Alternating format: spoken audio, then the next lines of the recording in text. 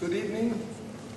I have 3 architectural pals in Los Angeles, and I'm very happy that one of the 3 guys is here right now. I would like to welcome Thom Mayne in our school.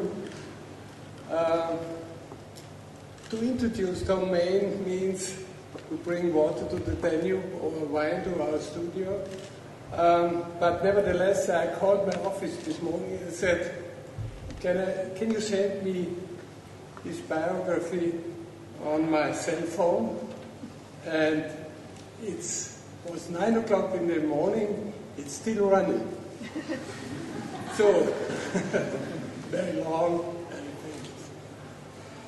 Thom, for me is, maybe you don't know things from this biography. I didn't know that you were co-founder or helper, supporter of creating this famous school, SCIARC. It's very important because the influence of this school is worldwide. So he is not only a worldwide well-known architect, but also very influential, not only through his architecture, but also through his school. The other thing is that he realized a building in Austria. You can see it almost every day in our newspaper now. It's the Hypobank in Klagenfurt, in Coherency. Look at it. It's quoted, but nevertheless, they didn't say who is the architect, which in this case it's better, I would say. It would prove the theory of Gerd Matzig, who did a lecture the other day and said the rumor, the fame of architects are vanishing because they accuse us people accuse us that we are always doing the wrong things. I wrote a piece for him a long time ago, but there's a quote I just wanted to repeat because it describes not only our friendship, but also my respect for his creating process, for his drawing. He's the master of drawing, actually. And a respect what he is doing on the field of architecture. Not only the building, but also the thinking. And today we could experience, my students could experience how clever and intelligent the comments were he gave for the projects my students did. The piece I wrote for him 5 years ago was entitled, Call Him Thom Mayne. Call Me Ishmael begins one of the most beautiful books in the world of literature, which across countless pages describes Ahab's battle with the white whale. And one of the best descriptions of architecture can be found in this book. Namely, would now the wind but had a body, but all the things that most exasperate and outrage mortal man, all these things are bodiless, but only bodiless as objects, not as agents. Thom Mayne's architecture can be described as the white whale, if you will, and he is Ahab. Let's welcome Thom Mayne.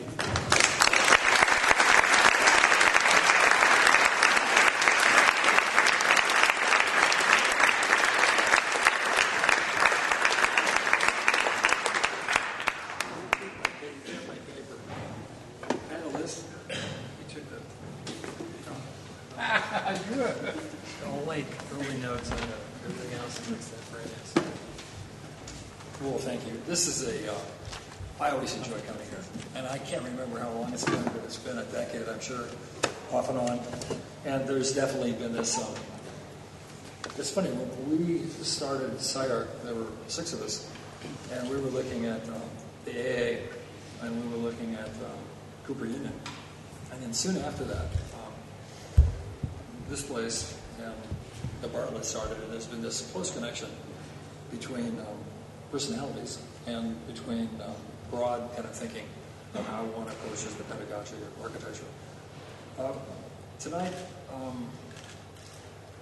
this is a work, I said at the moment, this is a work in progress. I've kind of shifted how I'm going about it, and I'm going to talk about 3 different territories. I'm going to show you 3 recent buildings, and I'm going to shift to urban design, and it's going to move radically from a formal perspective to something that connects to broader policy, to be strategic in nature, and I'm going to end on the personal, on a series of 3-dimensional paintings that I've been working with for the last 6 months.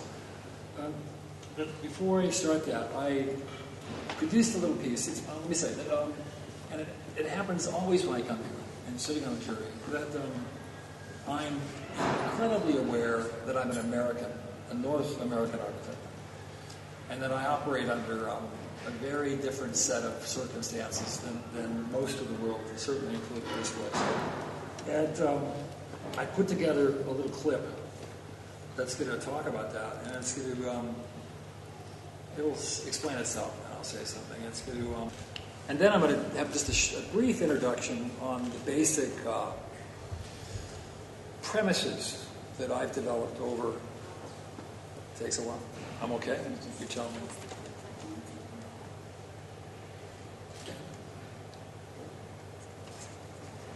I'm going to start. Okay, let's start.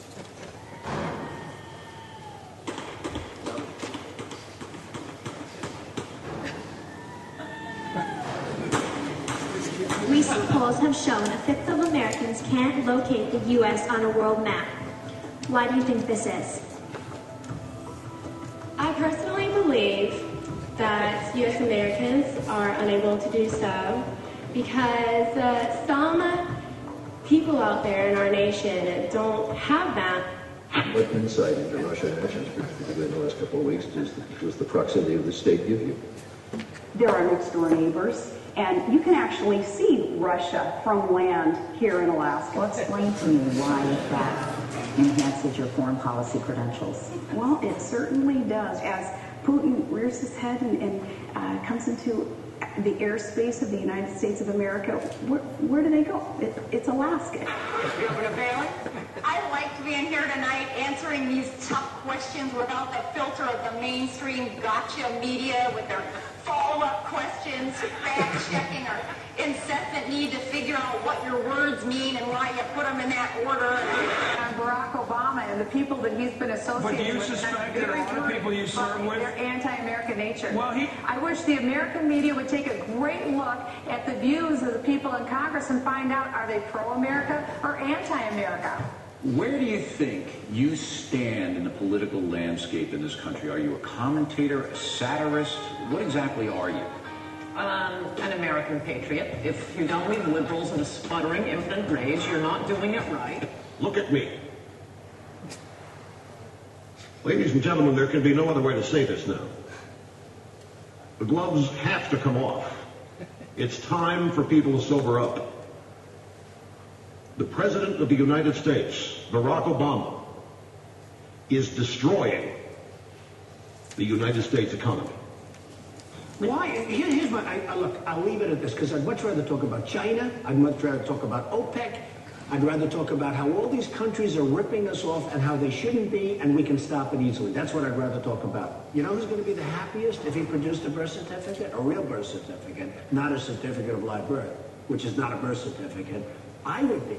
Today, I'm very proud of myself because I've accomplished something that nobody else has been able to accomplish.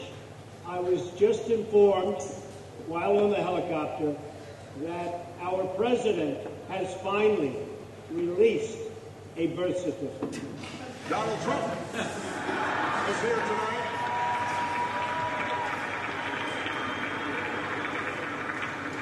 Now, I know that he's taken some flack lately, but no one is happier, no one is prouder to put this birth certificate matter to rest than the Donald.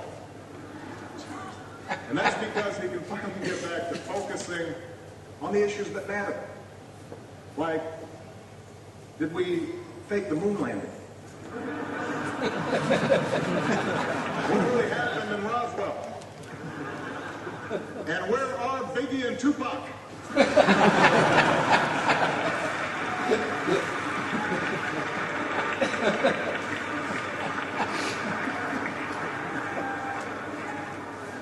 All kidding aside, obviously we all know about your credentials and breadth of experience.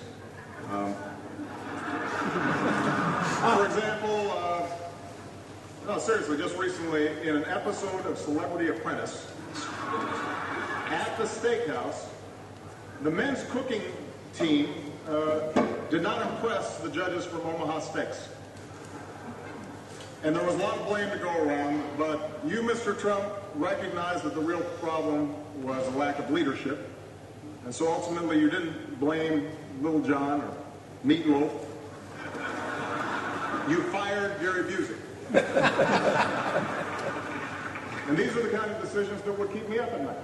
The idea, I always think of it like this when someone says, do you believe in a designer? Do you believe in God created the world, or is it evolution? I always think, you look at a great bag, right? And you say, a bag.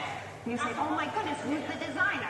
You look at a pair of shoes you like, you say, who's the designer? I love those shoes. They're perfect. They're gorgeous.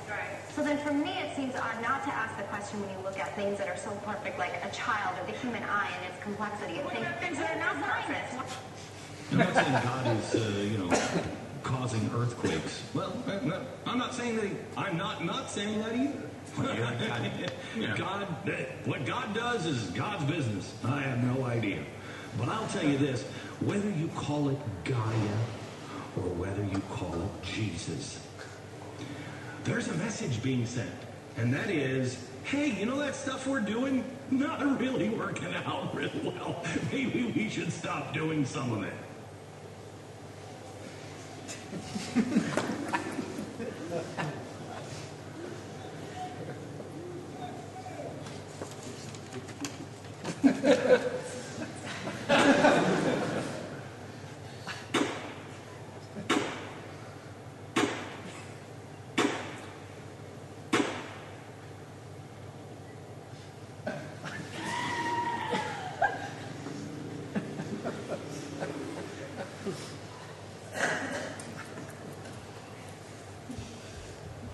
That would be really hilariously funny, except you're looking at three presidential candidates.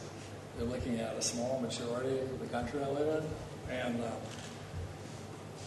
as absurd as that seems, it actually takes up a certain amount of brain space to deal with that, right? And it's my culture. And it's I'm not sure I'm embarrassed by it. It just exists. It's so kind of bizarre. It's hard even to get your head around it, isn't it? That these are people that are looking at running our country. Although the Obama thing was quite nice. He can take off the gloves for sure if he wants to. Let me give you an idea of just the ingredients that kind of hold the work together that have been developing for many years. Oh, thank you. It's funny, it's 10 in the morning, and every once in a while I just kind of go a little over the top. All of a sudden, I'm just totally exhausted. I had been working with a series of predilections from the very beginning, and they just keep growing and expanding, and they're the discursive part of the work. And it came up today in the jury that there's this constant connection, thank you so much, between that which is more intuitive and that which is discursive. And for myself, it's been incredibly important because from the very beginning, there was a sense that architecture was collective, and there was a modest, let's say, critique of the autonomy of architecture and the single authorship of architecture, and it came directly from my time. We were hugely affected by the Archigram group and the beginning of a very different idea of how architecture is interpreted. I've been interested in context, and it's kind of odd being an LA boy, and maybe it's precisely because that I grew up in LA that I'm interested in it, and that all of us are connected to our own histories, and it takes a while to figure that out. And I'm definitely a very conservative character, part of me, and it's definitely rooted in my upbringing. I was a classic middle American Protestant. I was the kid that the 60s were invented for. And, but it also, I think, has to do with a critique of the context you're in. And somewhere today, when we were together, Wolf and I, it occurred to me that his rooftop law office could only have been produced as a provocation to the history of Vienna. And so I'm in LA with no context, and my provocation, or my instinct, has been to build my context.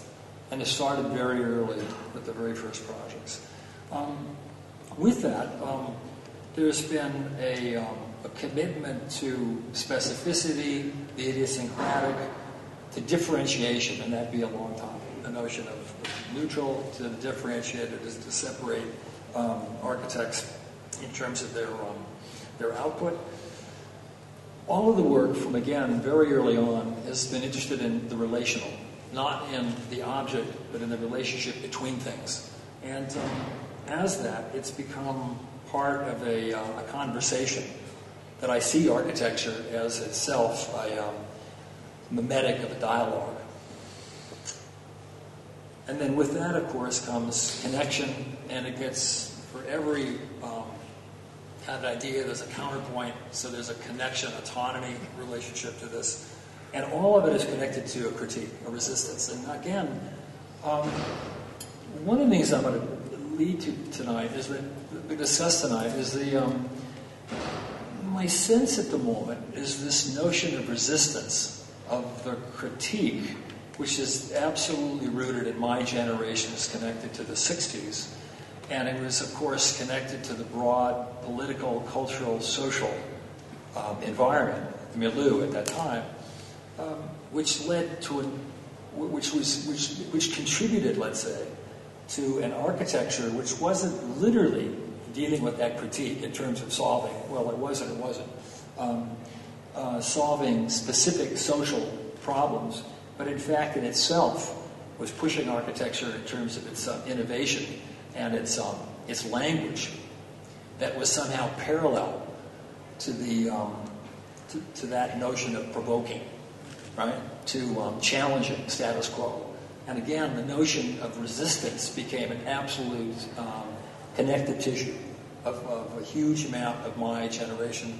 And I'm at this point questioning whether, in fact, that project isn't exhausted, and whether the trajectory of language, in particular, the formal aspect of architecture, hasn't reached a place where it's no longer in any way connected to its original association with the social, cultural, political. I see the world as complex, and I'm interested in absorbing it versus mirroring it. So I remember writing an article years ago on Ondo. Ondo puts up a mirror and reflects it. Again, that would be an absolute demarcation line of different architects, having to do with your position towards that reality. I've never really been in complexity for its own sake. I see complexity as the reality of how our world operates and the enormous amount of information that finds its way into our work. And it's infinite. There's no limit to that amount of information. With that comes a natural inclination for the ambiguous and for contradiction. And the use of constraint, which is going to be, I'm going to talk about it very specifically, very much having to do with working in the U.S. Methodology became an absolute critical concern, starting in the middle 80s. And it was very much tied to the work in the academy. And what took place was an extension of the simpler, I think, more intuitive notions of developing architecture, which was still linked to the classical plan, section, elevation, to certain approaches of functionality, and a more or less orthodox notion of modernism. And what took place was a shift in strategy which had to do with complexity and the ability of dealing with information on multiple planes. And it shifted towards operational strategies. And the operational strategy, in my case, was quite parallel to a collective practice. And that the work was no longer produced by the hand that starts from Jackson Pollock or wherever you want to start it. The work was reinventing and reinterpreting the system that develops the work. Huge difference. You're not developing the thing itself, you're developing, and of course, it goes back and forth. I mean, you're still operating on the thing, but it's a series of reciprocities that the two feed each other as a feedback loop. And then as that developed, very quickly the notion of multiple systems versus singular systems found its way, and it's where one now understands that complicated buildings, and again that's getting more and more extended as the scale of our work and the time of its development diminishes. The work, it doesn't come from a single system, it comes from multiple systems, each having a degree of autonomy, having to do with the nature of their systems, and the final work is a collaboration. It is it's a set of relationships which have to do with the producing of these complicated buildings that have a necessity for multiple systems. Finally, I want to say that there's broad ideas that connect to the methodology, which starts with the way you proceed in a project. It came up today often in our jury. And it's a challenging of a prioriness. The projects start as empty as we can make them.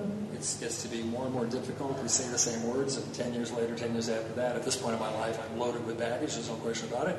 But there's an attempt to scrape across that baggage and start neutrally and ask questions of the role of architecture within a particular project. And we'll talk about that again this evening. Because it's a difference, I think, between architecture is less between language and more between the questions they ask and how they choose to interrogate a particular problem and how they choose architecture's role to deal with that problem.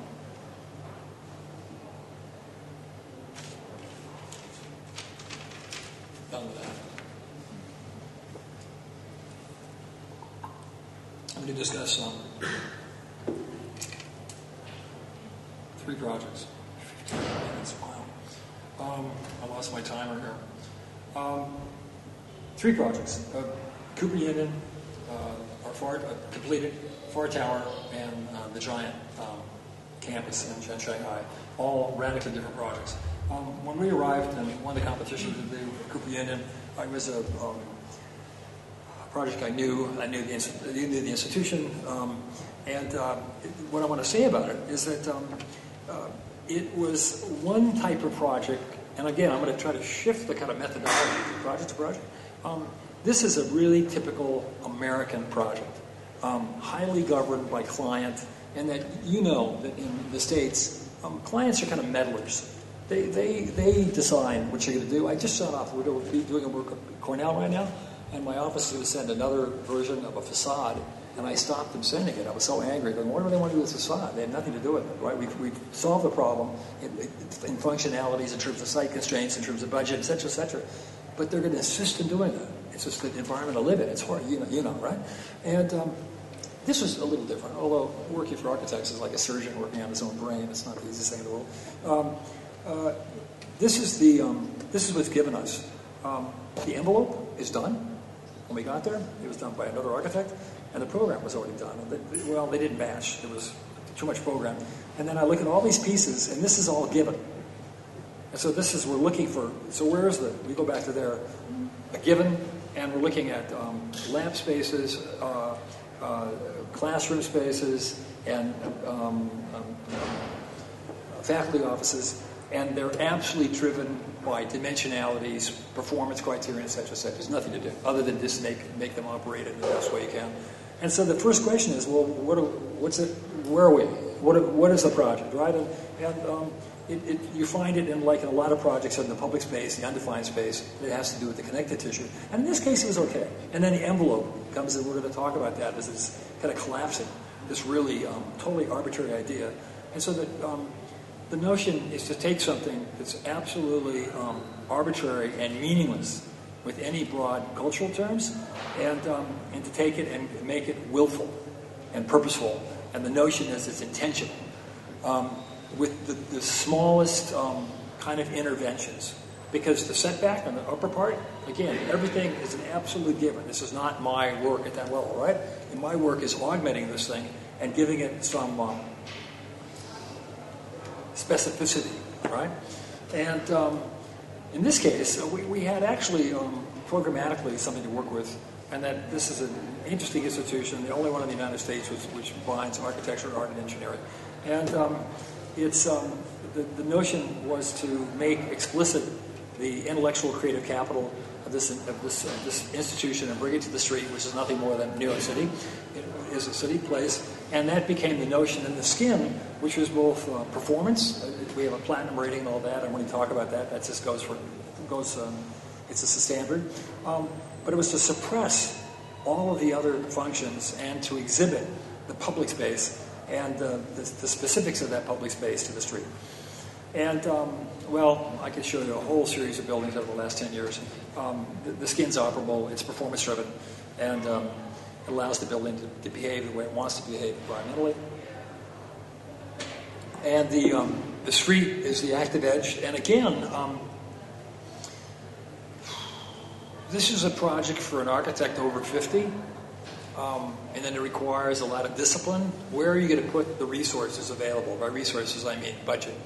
And it was quite clear to us that it invested at the street level, and we were interested in giving this building a certain type of energy and a very kind of un-New Yorkness to it. Because as you know, Manhattan is more or less governed by capital, and they followed the flow of an SOM or the Mises C group, of course, and they still rely on that model, a very conservative model. And we used every functional part as part of the formal language. That everything had to be used to make that. And then we were extremely concerned with its relationship to the existing community. And this will be interesting because there's two different ways you can look at this. There's the literal way, the way most people look at it in terms of language, a silver thing next to a 100-year differential building made out of stone or brick. And there's another one having to do with the connectivity of the street and the general flow of the building. This is the east side of New York, and it's extremely kind of gritty. It's the real New York. And we made this building very much like that. And I think if you see the building, you would find it in that environment. Again, the skin, which is operating both as an urban idea and in terms of performance, in terms of environment, and the relationship of that. Okay, inside. The flow of people became the basic idea. And we're moving 2 floors down, 9 floors up. And one of the first drawings or diagrams, whatever. And this was going to become the connective tissue, the vertical piazza that connects the school. And again, today came up in one of our juries, the social pedagogy is the conversation. It's putting a pedagogical objection within a social framework. And today, non-program space becomes as important as program space. That with a digital environment, that we're looking at all types of spaces that are public, which become the connective tissue between students. And in this school, it became incredibly important because of the connection between engineers, architects, and artists. It's their focus as a university. And then that same space looking up, that becomes the connection between lower and upper. And then again, very early on, we were looking at the space and looking at the nature of the space. And we need something both formed and coherent, and something that one could, again, promote visual and audio connection that led us to something much more porous, but to still add a definition. And the very specific nature of it, as you look up, it becomes more and more solid, and that's a whole discussion, because it has to operate both, again, in terms of the form of the space, and at the same time as something porous, and it led us to this piece that went from top to bottom. And again, looking at it in relationship to movement, 65% of the people can walk. They don't use the elevators. And we're using, like we've done in the last 10 years, the skip stop. There's only 2 stops. There's a 5 and an 8, and that's it. And they become the social centers. That's where all the social activities are, and that's where the connections are made between art, architecture, and engineering. And again, in this most simple way, and then there's a stair that takes you through. And the notion was that the street, the public space, moves in, up a stair. The stair is seen as a social space more than a stair. It's the Met, it's the New York Library, et cetera, et cetera. It's been incredibly successful. And then it takes you right out of the building. So when you enter the building and you look at the stair, there's a huge window, and you're outside already. So every place you're in the building, you're constantly connected to the city. It's this extremely transparent environment. That became another really important aspect, that you're not sequestered in an academic environment. You're always part of the city. And the making of this thing, which itself became a year project, we built this for $600 a square foot, which is just an absolutely absurd budget. And I spend a huge amount of my time at that level of work, I have to say, way more than I would prefer to do. But it was quite interesting. The space you look at was made out of 2 pieces, a curved and a straight. That was it. And it took us a year to figure it out, and we made this. And what you're going to move in the building, and you're going to get to the stairs to take you right through the building horizontally to the city, and then this piece is going to kind of find its way out of the vertical, and it's going to take you up this vertical space. And here it is, like this desk and the central control. Looking up this, I don't got the right. You should be able to see the window. You can look at another building out of New York. And again, wrong time. It's packed with students at lunch. Ditto from the top down. Looking at one of these stairs, the environment, the grid, which is represents a level of complexity of no 2 pieces being alike in terms of their formation, generates the stair. The environment of the stair, the mesh, produces the stair. Each one of them is different, and each one produces a part of a lantern that produces this, looking from top to bottom. And you're looking at 2 pairs of stair as they again go up from 5 and 8. And I wanted to differentiate expectation from exterior to interior. And then you get to the top and you look down and you're in the attic space and you're connected to the foundation building, which is the second building of the campus and the park. Fire tower. Couldn't be more of a different project. My interest in site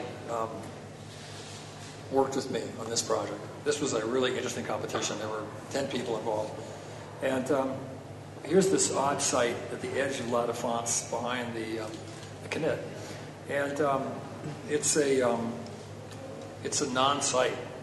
It's in this middle space here. I remember when we were invited to the competition, showing up, look at the site, you didn't know you were there. There is no there.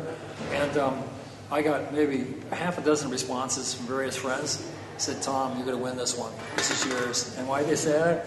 Because site information is crucial to, I think, our better work.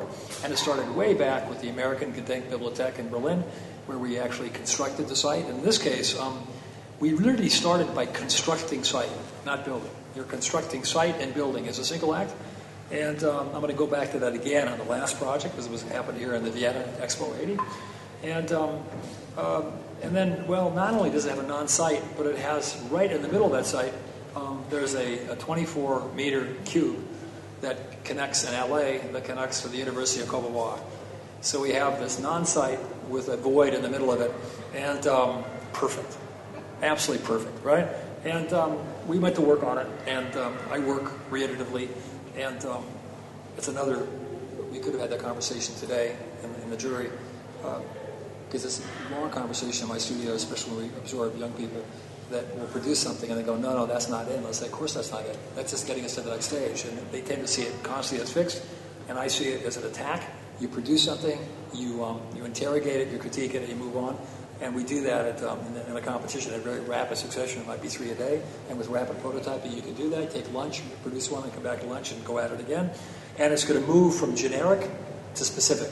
And in this case, it's going to be a radical shift, because the specific is so focused on this particular site. And then that leads to kind of larger kind of notions of what the thing is or isn't.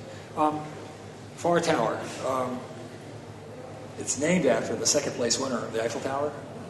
I don't know what they were eating or drinking in 1889, but there were some pretty goofy characters. This is a single light that was going to light Paris, and it didn't make it. And of course, I forgot it, and well, they added the arch, and they kind of mucked it up a bit. And then here we have to be a couple centimeters shorter, and it was given to us in the brief. And it was an odd competition in the sense they wanted an icon, and I have to say, once they say that, I get icons are judged by history, and you don't invent icons. That happens when you're doing certain things, right? And totally preposterous idea, but whatever. They wanted a nice building, and they were interested in architecture, let's say. And this was our competition entry.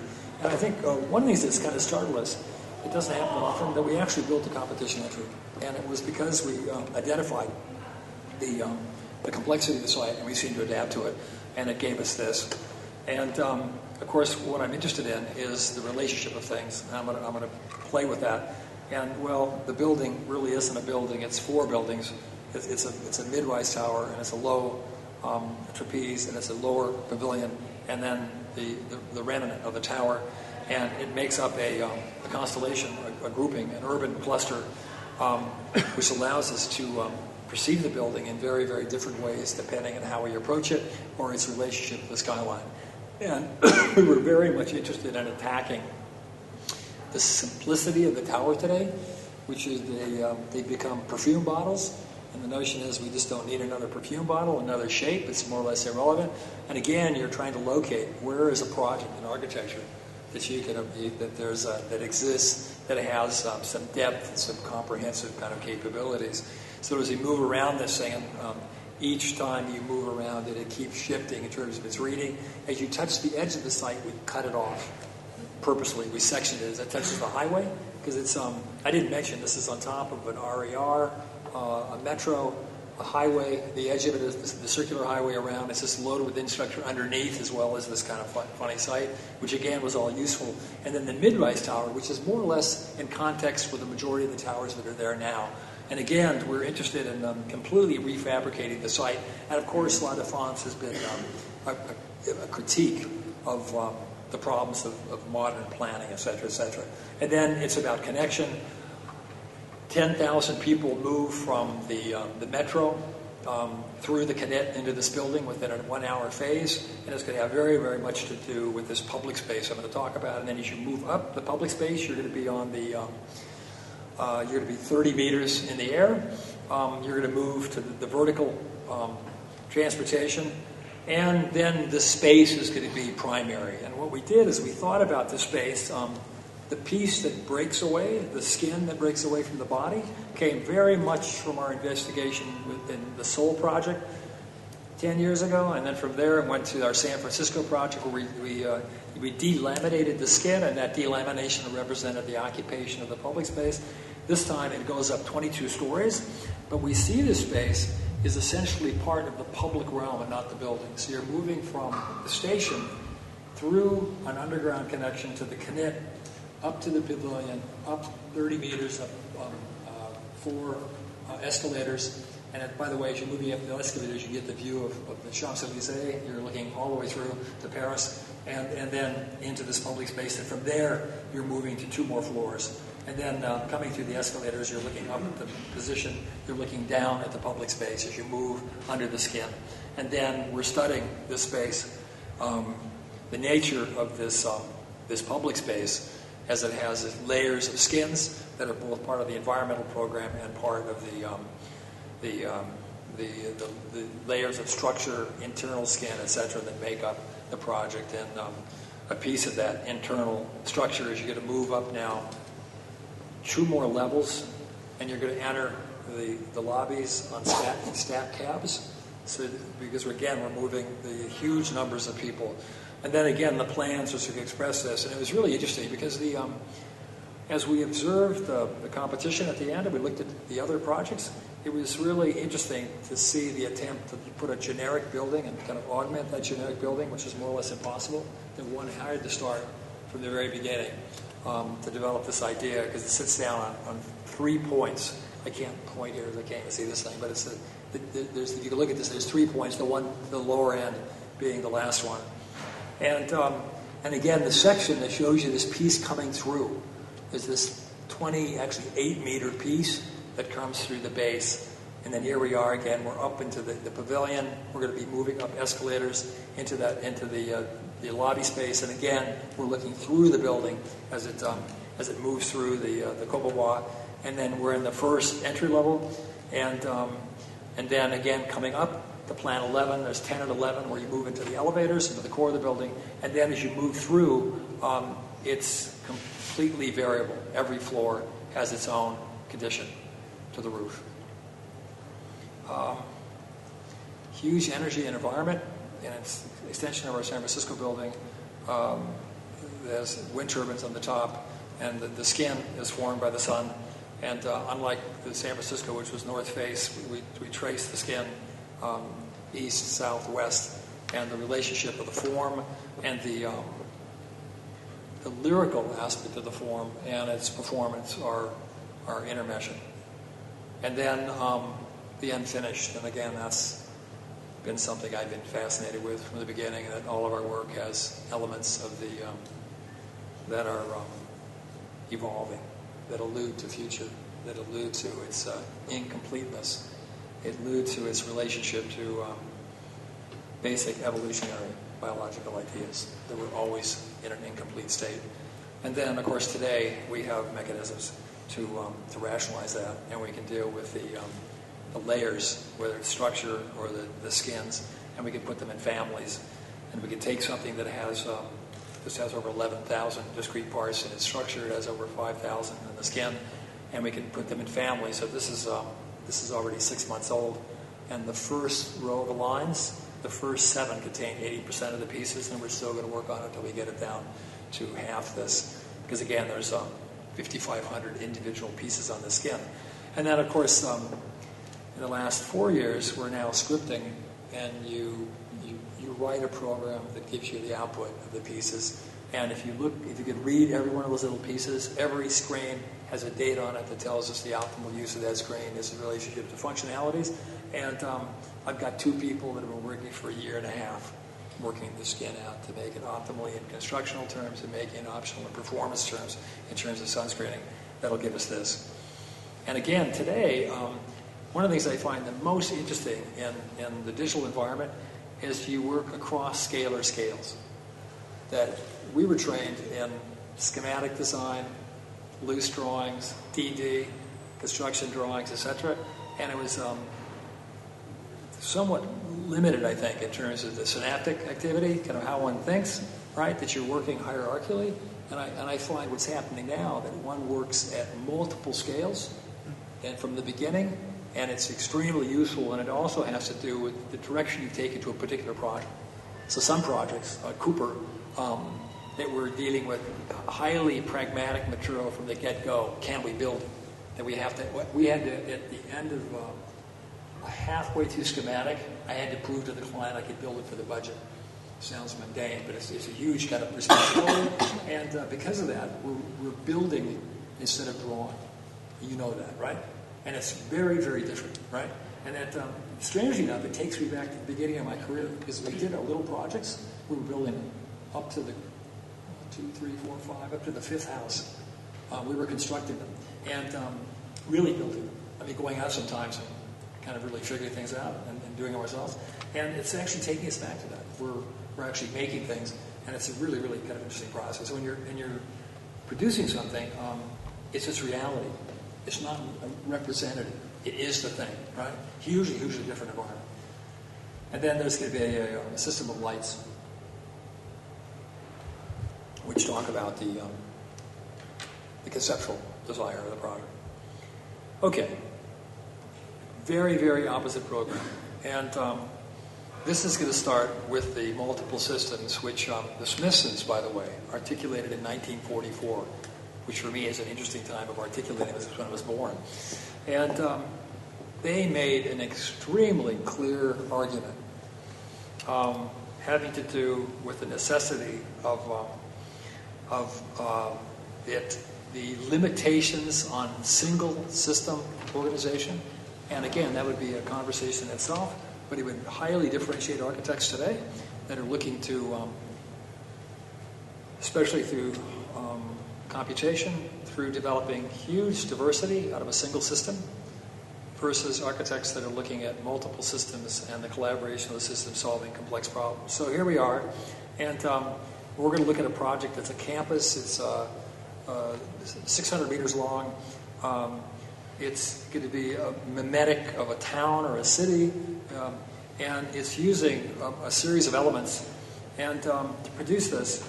And there's a language that I'm using, and it's, again, crosses scalar boundaries. With us, it happened in Cincinnati, was our first project, and Kipnis wrote an interesting article comparing us to Peter Eisman.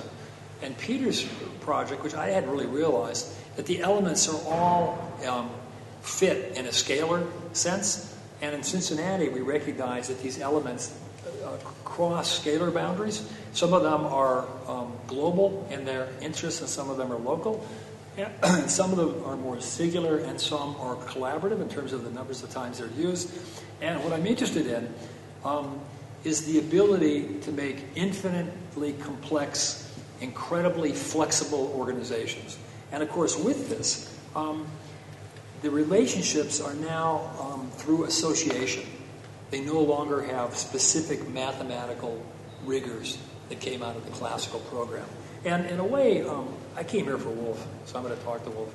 I'm going to ask you, I would think that I'm working on a very similar project that you just do intuitively, that you place a series of elements within an extremely complex framework, and the elements are immensely diverse. And they're a-rigorous in a traditional sense, and that they're through association more than by the precision, right, of mathematics. They don't use axes or repetition, et cetera, well, sometimes for counterpoint maybe. And I'm trying to discipline that, coming at it from a different, just who I am, a different direction. And I have to say, if I had time to shift this from our talk, I would have shown some things. My first project was the Sequoia School, and it was in 1972. It was the year I started Morphosis with Jim Stafford. And the same year we started the SciArc. It's funny how people disappear. Jim Stafford was the key character there, because he brought me to Pomona, and we all got fired. And somehow people just disappear in history, and it's really a shame, because he was by far the strongest in the design world. Anyway, our first project was the Sequoia School, and it was non-architecture. We were trying to challenge any authority of anything formal, and it had very much to do with my own comfort and intuitive. And so I have to say, I'm a person that, and it may be evident in the work, that I'm quite ambivalent still. I still have that ambivalence between kind of a hard, rational kind of rigor versus a comfort with my hand. And I go back and forth. It's something I'm not going to solve, I don't think. So here we are in Shanghai at the edge of the city. It's not the edge anymore. And we're going to take a piece that's crossing a highway. And this is these pieces of language. And I'm going to be able now to kind of construct with different elements, literally infinite possibilities, but also to accommodate the types of changes that take place within the contingent behavior of a project. That as things change, I have no allegiance to one thing or another. I can keep changing and altering something. And it's more or less irrelevant, kind of how it changes, other than the fact that I get to discriminate, and we can still constantly kind of move things and change things.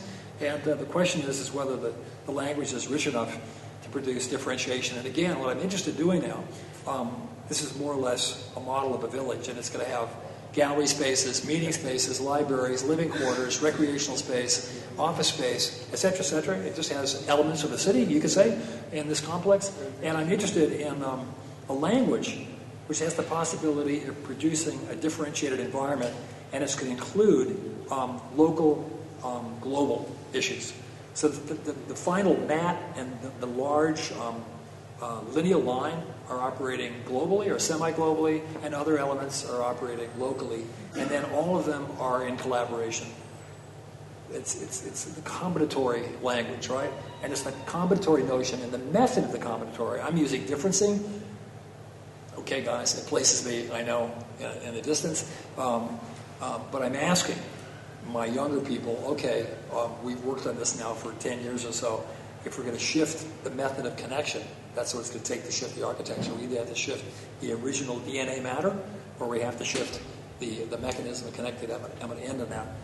And then it's a fusion between ground and building.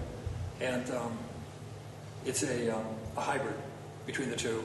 And maybe I didn't show the one I wanted to show. It came from our competition that I think you invited me to, or Summit connected with you. The Expo. Hans was in that. The Expo competition here, and it was a connective tissue at the UN City.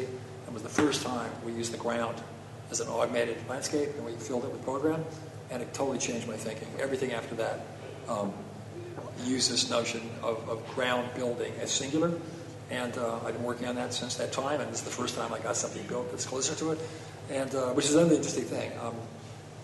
You put an idea out, and you're not going to be the first one that gets it built. It's totally happenstantial with it. You get a piece of work that fulfills that idea, right? And but I'm still working with it. And it gave us a very different environmental model. There's only 13% of the building that's traditional building. Everything else is part of the ground. So it kind of attacks that. And then again, through the way we work today, the structure and the skin's coming from Switzerland, the structure's coming from Beijing. We have an ability to modulate that and to draw stick by stick. And this is coming out of Los Angeles. And that's the thing. And there were, I have no idea, tens and thousands of individual sticks. We had 6 mistakes. Really fabulous kind of idea, right? And the skin shows up, and it has to be dimensioned properly. It's done, right? And the skin's coming from Switzerland, and you'll see it in a minute. And if I show this to somebody in LA, I lost the job. By the way, when I even present in the States versus someplace else, I completely change my presentation. If I was going to talk to a client and show this slide, I'd no reason to even continue. I could walk out of the room. I'd be done. All right? Please scare the hell out of them. And you'll see in the finished building, I'm done. This is all going to be the completed work. And then, well, not only are you putting together a lot of sticks, but the sticks are made of sticks, right? Because the scale, and, well, Wolf, you've done this and massive. And then, boom. A connection to the housing, the other side of the canal. And again, I'm going to go through this. And this, again, it's all going to be about this connectivity of land and building and to a kind of idea of diversity as we move around this piece. And a part of it is going to be extended over the lake, and it's going to have a little different strength. I think one of the dangers of something, the ground augmented thing, is that it becomes very passive. And it seems like it needs a counterpoint of something that's still tougher, right? That discusses, again, a counterpoint. And I'm trying to connect the farm, the rural, and the urban. And connect the two and find a new middle ground. And because, of course, under this landscape is a huge part of the building. And it makes up the courtyards and the public space and all of the connective tissue of this arrangement. And there's that same piece I showed you, the structure. We found it quite interesting because everybody here that's worked in China knows it could be a difficult environment. And we, of course, built this. I had a team there, and we literally built it. And if you look at the skin, the glazing is moving down and curved, so they're trapezoidal. I mean, these are complicated pieces. And it was quite interesting, actually, to put this together. And then again, this project is interested in the space between willfulness and chance. That's what the operational strategy does, right? The willfulness of controlled, coherent environment, because that's all we do. We make things coherent. I'm looking for ways of redefining that notion of coherent. And when you look at that original system, and a huge amount of accidents, of serendipity that takes place out of the collision of multiple systems, and this is one of them. So the space between just happens as an outgrowth of following the system. And I'm totally fascinated with developing projects at this scale where you only can control X amount of it. And when you show up, things happen that you're not even aware of sometimes, right? It's impossible to control all the events. And again, we're crossing this is the roofscape that's now been penetrated by one of these, this other piece of language that defines the street. cut off from the street, looking in, and again, this is one of those pieces that's going to keep exhibiting itself, the cone, and it'll be an idiosyncratic object, and it'll work in series, and it'll work as a void. So there's the same piece. It's just taken out of the element as a pure act of language in a rhetorical sense. And then the connection from end to end of the campus. And again, the systems aren't in a line. The path and the connective piece of the building and the landscape all have their own system. And they collaborate in a particular way. And we can control that collaboration to some degree by the manipulation of these systems. And then in the street, we're looking at this interstitial base on one side, looking back at the nose cone of the space. And then they're going to intersect various programmatic elements, because I'm going to make the program as transparent as possible. And of course, what I didn't say, the corridor or the movement space escapes the building. So sometimes it's where it belongs, it's in the structure, and sometimes it wanders out of that and finds its way into something else. And it has its own set of criteria in terms of its connection of one end to the other. And so now we're crossing the library and looking down at the library itself. Again, looking down from that pod, which is a reading and studying space. And now we're come across the street and we're in the gymnasium. And now we're cutting through the pods themselves and the bleachers, and we're part of this large gymnasium structure. And now the cones are acting systematically. They're HVAC, they're lighting, they're structure. Cutting through the Aquarian Center. What you can't see through the window is the landscape. That's the landscape coming through. So when you're in the space, you really realize you're part of the broad idea of the exterior environment. And again, the opening, they needed a double exposure, is intense green. You're looking right at the slope of the site, right? And you're aware of that you're part of that. Gymnasium, Porte Cochere, Ditto. Entry to the gymnasium, entry to the living quarters, the entrance to the whole living complex as it finds its way into the lake. Tea room on the other side of the building. Another one of these cones, which is now a skylight and transparent. And we're really interested in scale. There's a constant juxtaposition of scale going back and forth, having to do with the nature of the folds and these elements as they keep shifting. And then we're in that cantilever piece over the lake, and the floor is glass. You're on top of the lake, and it's the Mayne conference headquarters. And above that is Mr. Shi, the CEO, and you're looking across the lake to the next level of the complex of the campus.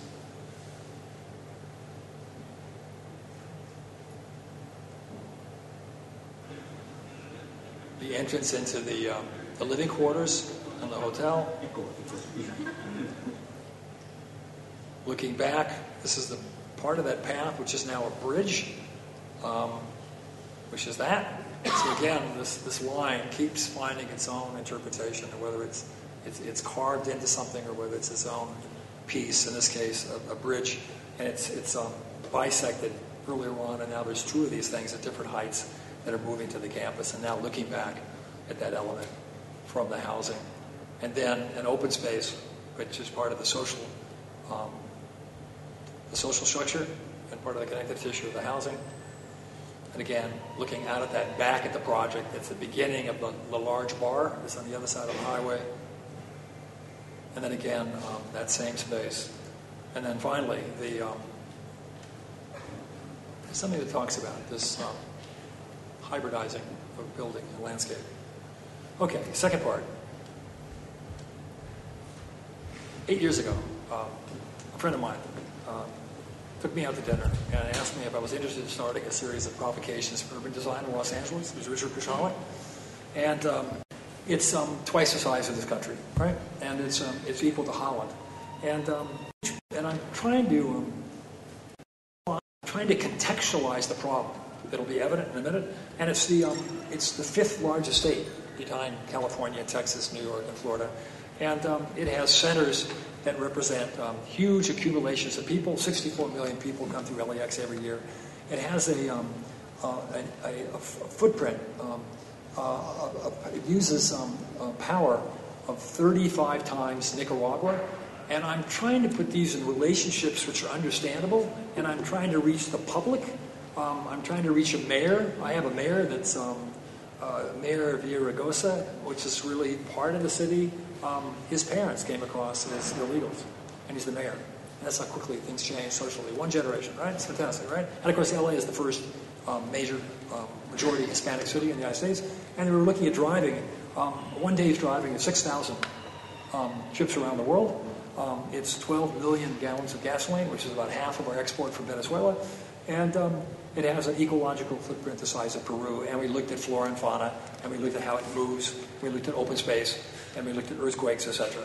And then out of that came a set of interests were quite different. And I'm going to start the conversation having to do with today's jury. I think I mentioned earlier,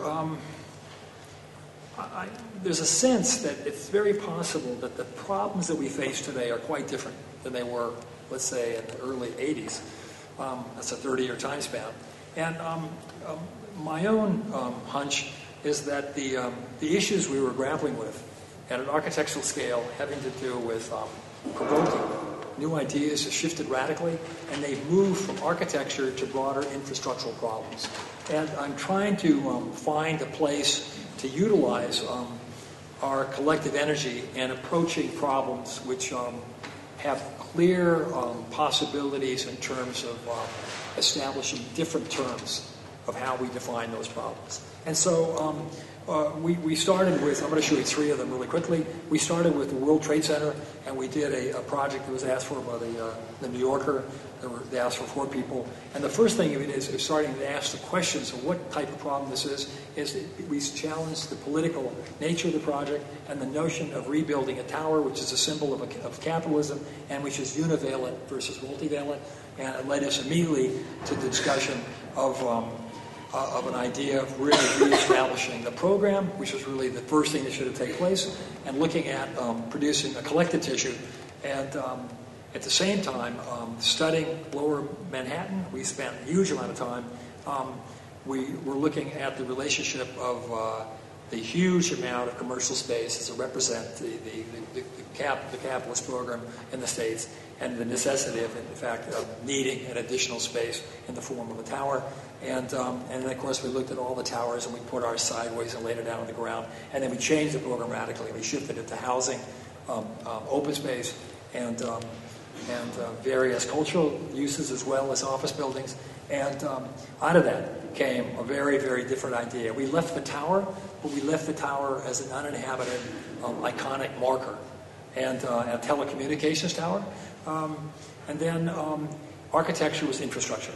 We were looking at the movement of people and the connectivity of the site, which is between the Hudson and the East River, and it's an incredibly kind of vital site. And they were documenting on the right the nature of that. And of course, we're working now in, again, with the computer environment. We can layer systems so we could work very, very quickly. We did this whole project in 3 weeks. And then what I've been interested in this work, particularly, is finding a middle ground between planning and its analytical, demographic, qualitative instincts versus architecture and its quantitative, more intuitive aspects that looks at the nature of that environment.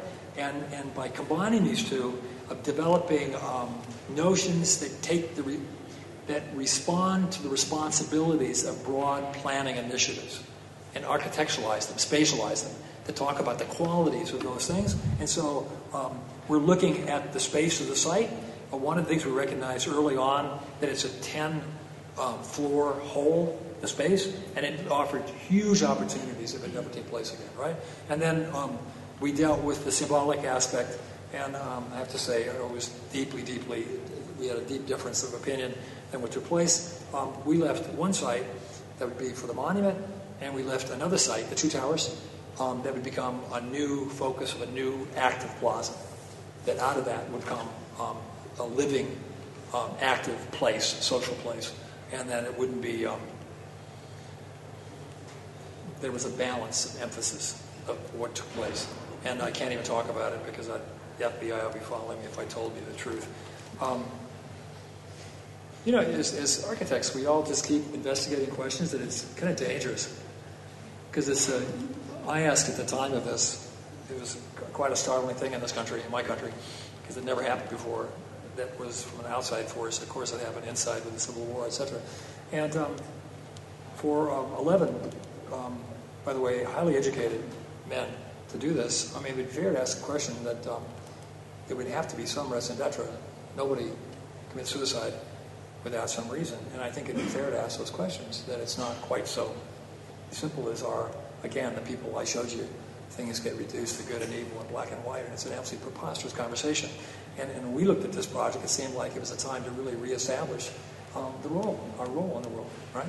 And it starts with the building of the tower. And of course, they built, through a radical architect, some we all know, built another tower, and it's not radical at all. It's the most obscenely status quo thing you could build, and it talks about architecture. It's meaningless what it looks like, absolutely meaningless. It's irrelevant, right? The discussion starts with the notion of the building itself, and that's where the project starts. And that's what's interesting to me in these projects. So a couple of years later, we won the competition for the Olympic Village, and what I'm interested in now is strategy, because I'm going to take a site, Hunters Point at the end of Queens, and there were 5 people involved, Zaha, one of the Dutch housing guys, etc., and we decided early on that given the site, a spectacular site with the East River looking at mid-Manhattan, that open space was a key element, and we produced this game that produced 70% open space. The second interim jury, I asked the group if anybody was on the same tack, and they said no, and I walked back and said, it's ours, we got it. Because it's nothing about, again, architecture, it's strategical, right? And when we presented this to Mayor Bloomberg, and we're whispering in his ear the talking points, and he presented it to the press, the first words were, this is a legacy of the Olympics, and it's going to give Queens its largest park within 4 miles, and the legacy will be giving a 41-acre park to the city, which was 70% of the land. And we increased the development by 10%, right? It was a win-win, right? And I'm really, really interested in these. We talked all about connection, and it was a very, very kind of thorough project. We're looking here at the amount of, we can take per person the square footage of before and after. Ended up, the first line is what Queens has now, the middle one is what New Yorkers have, and now the next one would be what it would have had if we did the project. And we're looking at, again, the programmatic elements, because we're dealing with a continual flexible kind of notion of what those elements are. We can control that, and we can talk about it. And then we're looking at the park itself, which divides into 8 parks: Plaza, Esplanade, Marina, Urban Park, Active Park, Passive Park, Forest, and the Newton Creek and Wetlands. And again, the park in itself is a complex project in terms of paralleling Central Park or Hyde Park as you really study those as social and environmental resources. And then we're using architectural strategies of finding more land by strategies that you saw with Giant, where we're using roof structures, etc., to expand the notion of open space in terms of use. And then it's architecturalized to some degree.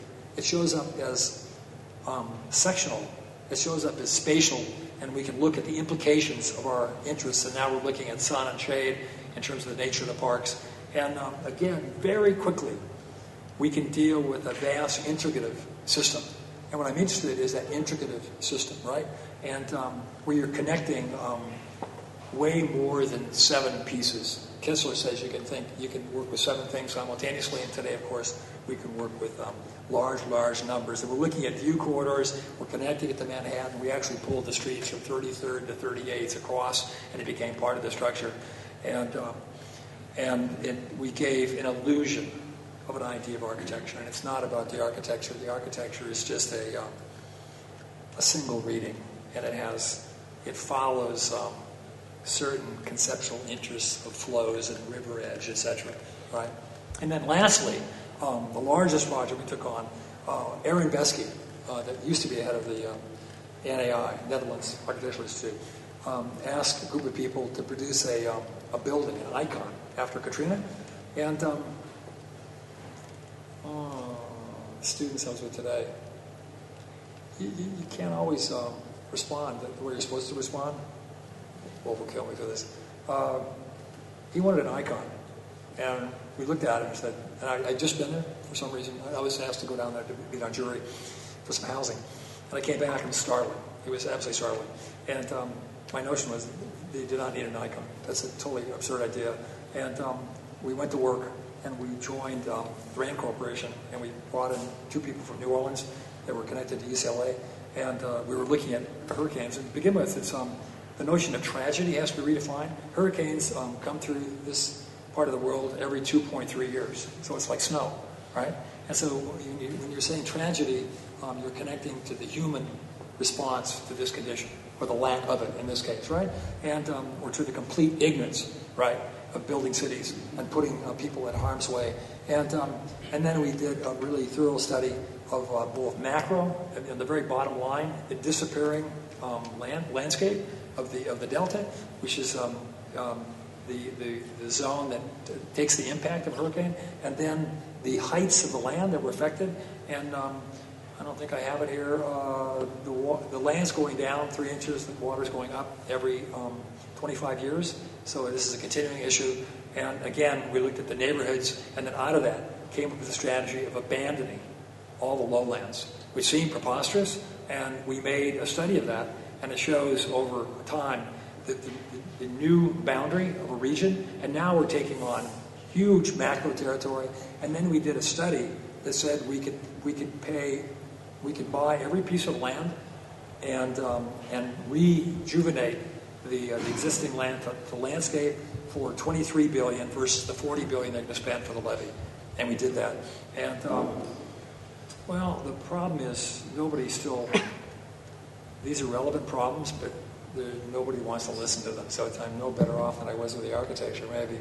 But I'm interested in these kinds of problems that are infrastructural and operate something different. Okay, the last, I'm going to take you exactly the opposite. And you would all find the same thing. You find different outlets for your interests, both intellectual and emotional, right? And so for years I've kind of done stuff. I don't think it's the time that I do trust my instincts, and I just work more or less intuitively. And then for years I've been kind of working on quasi-conceptual models, and they've used materiality in a certain way. And they're definitely works of an architect. And then recently, I've started another project. What I'm doing is I'm producing a series of three-dimensional paintings, and they operate on a 5 foot by 5 foot by 5 inch frame. And all of them have the same 4 components. The genetic material, the DNA, which is parallel to what I showed you in the giant project, right? And there are XY line, which is a thin, medium, and fat. There's a Z line, which is a thin, medium, and fat, and the fat one has a space in it. There's a surface, the same surface, and there's one object. And the object can change only in its thickness, right? So every one of these pieces is made through a collaboration of those 4 elements. And what I'm doing is looking for, and they have to define the site. The 5 edges, or the 6 if you count the one on the wall. And I'm looking for mechanisms of differentiation and for the characteristics that I can bring to this in terms of solving complicated problems, and within an extremely kind of disciplined framework. And what I'm looking for is the range of differentiation that I can find with these simple 4 elements in the defining of within the space of the thick canvas. And so all of them are identical in their makeup, and I have a series of things that I'm pursuing. I'm interested in the notion of beauty, if it's relevant, what it is, my sense is it's connected to a certain type of coherency, and it's probably more biological than it is cultural. There's two different conversations there. I'm definitely more interested in the biological one than I'm in the cultural one. The nature of predictable behavior that produces these, right? Because I'm interested, again, in the notion of how we organize things. And what's taking place, of course, is there's different roles played by these four basic elements. And as you shift the roles, and if you shift the attitude towards the frame, so here it's a much more, well, we didn't talk. There I'm prioritizing object, and a most minimal notion of frame. If you saw the paint, you'd see it cut 4 times. It isn't quite clear here. And then here I'm hollowing it out, so I'm definitely working with issues of sight. And again, canvas as sight has been an absolute definable Beckman. We could go anywhere you want to go, right? There's been an incredibly rich nature in painting, and something that's even more interstitial. And again, a collaboration of elements, and in this one I'm withholding a huge amount of the intricacy that's under the white material, and I'm fascinated with depth versus the thinness that's taking place right now in my sensibility, so that you would have to investigate this thing at the edges. We're putting out a book on each one of these, which is going to be a diagnostic that allows you to understand what you can't see. And then they're starting to move now into another level where the interconnections are developing a secondary material.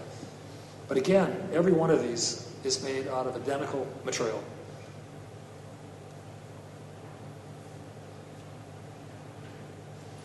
This is the first 15. I've got another 10. It's in the works. I think I'm just coming to an end of the collaboration, of the extension, of the exhaustion of the project. And then I started another one, and I'm carving it into a wall, and I stopped, and I go, okay, I'm starting another project, and we'll hold that one for a while. And then right now, actually, I will see something in my email tonight. We've now put the drawing back, and I'm working on the part that touches the surface and putting the drawing back so there'd be the literal nature of the dialogue between the drawing, which is a part of the evolution of the piece itself. And that will be the project. I think I'm finished. Is that okay?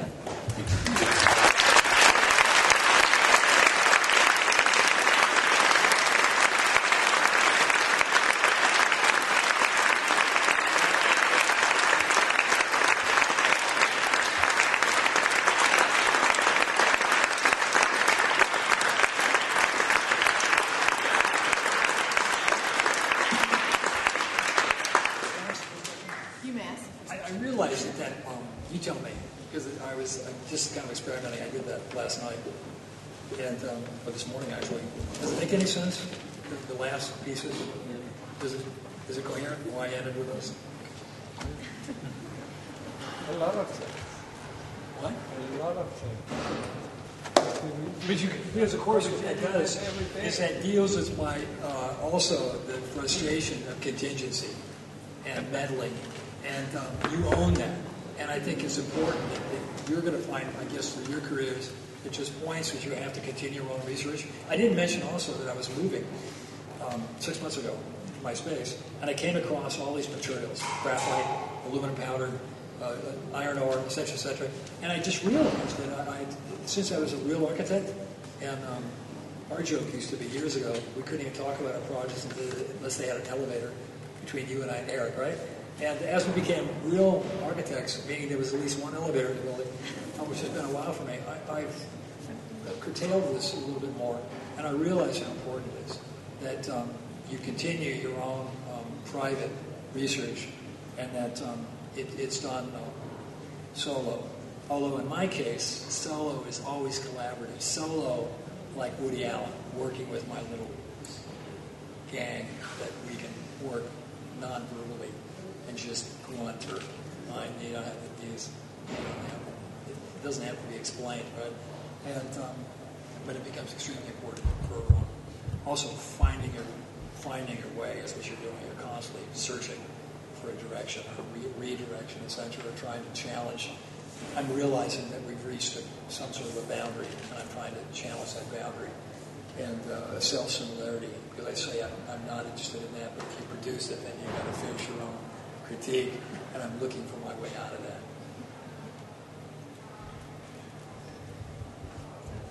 You would take a few questions from the audience.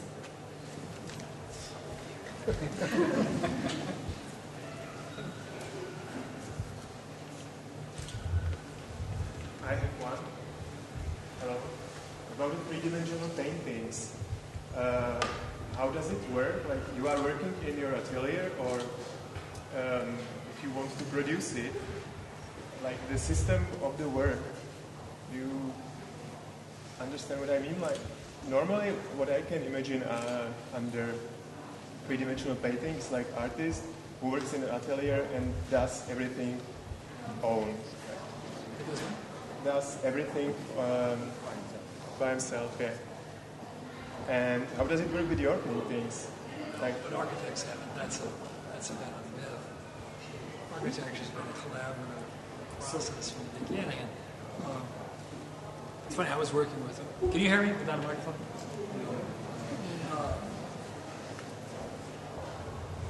No, I mean, architecture in the 20th century has been a collaborative process. It's how you want to talk about it. And there's clearly more and less, for sure, okay? But I was working with somebody 5-6 years ago, a guy named Paul Nakazawa, who helps refocus on practice. And we were trying to restructure our practice. And he told me at one point that when you have 60 people working for you, that you're no longer a designer. And I'm a simple guy. I just think, I'm a designer. That's what I do. I'm the guy. And he said, no, you're not. You're a thought leader. And I thought about that, and it's really true. I no longer am a designer. I don't move. There's a lot of lines being moved. There's 60 people. And I used to move all the lines, right? And it's myself, and then myself and one person, and myself and two people, and then someone that I call the partner.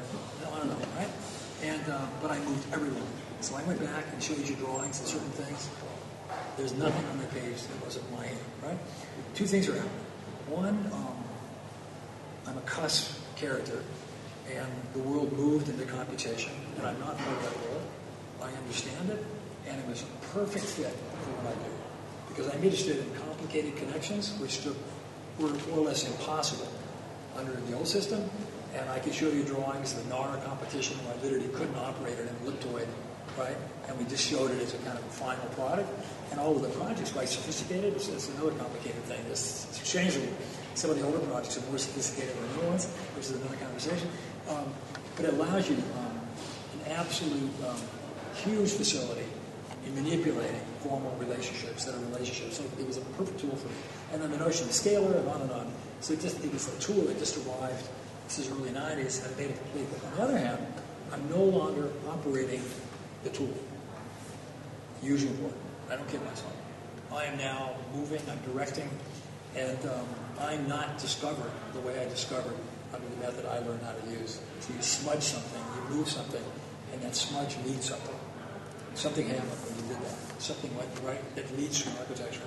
And so it's clear to me that I am who I am, and I have no regrets, or I'm not apologizing or anything. It just is. And if anything, something will come out of it that comes out of my generation that will not come out of a person. And I can already see it, because if you've never gone through the judicial system, you're also blind to other things. We carry blindnesses, we carry different preoccupations. And finally, the discussion is using your own knowledges to produce what you produce. Zero. Thank you.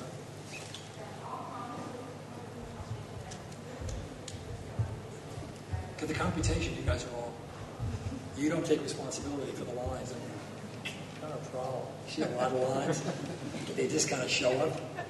And I think in a lot of cases, I don't know, I get the feeling the person I'm looking at doesn't know where they came from. And you draw it, and it's very tedious, right? Just to draw one, a complex, an elliptical shape, and to plot and point, and then to get it all connected. You had a sense of the complexity, right, of that line. And that'll probably come as you're more,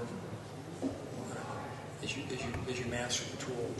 It seems like the tool is still mastering the author in a lot of cases. That it? Okay, thank you.